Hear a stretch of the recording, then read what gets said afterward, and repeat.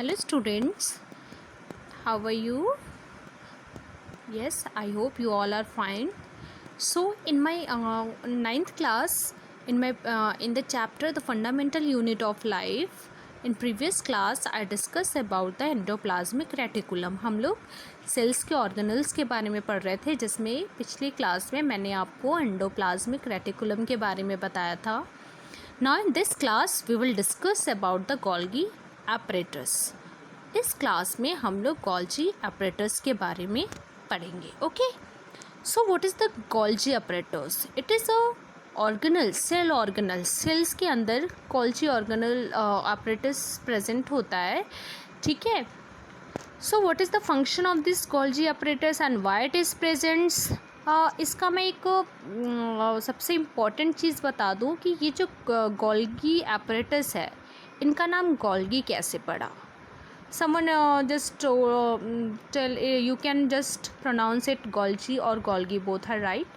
So it is discovered by, ये जो नाम है इसका Golgi, ये एक बहुत बड़े बायोलॉजिस्ट थे कैमिलो गोल्जी. उन्होंने ही इसको डिस्कवर किया था, उन्होंने इसको ढूंढा था, इसीलिए इसका नाम उन्हीं के नाम पे एज अ Golgi apparatus पड़ गया. Here it is the name given of the great biologist Camillo Golgi who discovered it. Okay, Golgi में क्या होता है? A Golgi body contain the stock of membrane bound cisternae. ये जो आपका Golgi body है, जिसका स्ट्रक्चर कुछ इस तरह से होता है, like this.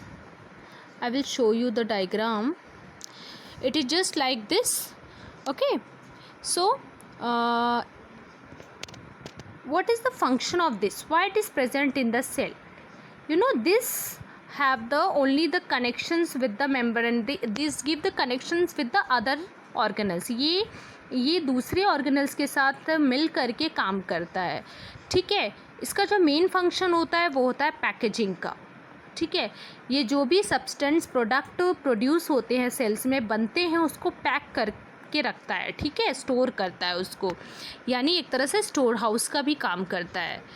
उसके बाद फॉर्मेशन ऑफ लाइसोसोम्स, जो कि सेल एक तरह से सेल ऑर्गेनल्स है. लाइसोसोम जो कि बस्टिंग का काम करता है, मतलब वेस्ट प्रोडक्ट्स को खाता है सेल्स के अंदर, तो उसको बनाने का काम भी Golgi apparatus करता है. ठीक है. तो इसका मेन फंक्शन क्या है? पैकेजिंग करने. जैसे प्रोटीन वगैरह सेल्स में बनता है, तो जो भी प्रोटीन बनते जाते हैं उसको पैक करने का काम कौन करता है? Golgi apparatus. और इसका नाम Golgi क्यों पड़ा? क्योंकि ये कैमिलो Golgi ने इसको डिस्कवर किया था. Okay, so next we will proceed with the class. This is the Golgi body. This is the cells, small structure of cell, and this is the Golgi body. See, this is the Golgi body. This is endoplasmic reticulum. This is nucleus. This is mitochondria. ये आपका Golgi body है. You are saying, I think Golgi body देखो इस तरह से cisternae बना हुआ है. ये जो भी चीज़ें यहाँ पे बनती है उसको पैकेज करने का काम Golgi body करता है. This is the mitochondria. Okay. Let us come with the lysosomes. Next topic is lysosomes. Lysosomes are membrane bound sacs filled with digestive enzymes. Lysosomes क्या है? एक membrane bound sac है, sac like structure, जिसके अंदर क्या भरा हुआ है? डाइजेस्टिव एंजाइम भरा हुआ है. It is waste disposal system of cell. ये क्या करता है? सेल के अंदर जो वेस्ट चीज़ें उसको बाहर निकालने में हेल्प करता है.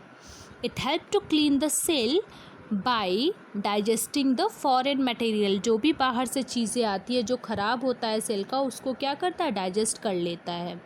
लेकिन अगर सेल डैमेज होने लगता है, जब इसको डाउट हो जाता है कि अब सेल में कोई प्रॉब्लम आ गई या सेल ख़राब होने वाला होता है, तो लाइसोसोम क्या करता है?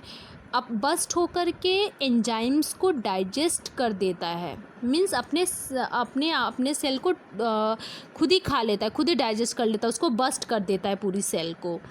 इसीलिए इसको सुसाइडल बैग्स भी बोलते हैं. क्यों बोलते हैं सुसाइडल बैग्स? क्योंकि ये सेल को, जब इसको डाउट होने लगता है कि सेल ख़राब होने वाला है, जिससे हमारे शरीर को नुकसान पड़ सकता है, एक सेल के ख़राब होने से कई सारे उसके संपर्क में आने से ख़राब हो सकता है, तो ये क्या करता है? उस सेल को बस्ट कर देता है.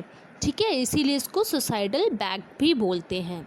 Okay class, so this is the lysosomes. So lysosome is also known as suicidal bags. Okay, so now we are discussing these topics which is very important to you. In previous class I just discussed about the another so in next class we will discuss the mitochondria, which is very important cell organelles. Okay class, so and there is more one plastid and another cell or ribosomes. These all are cell organelles which is present in your books also.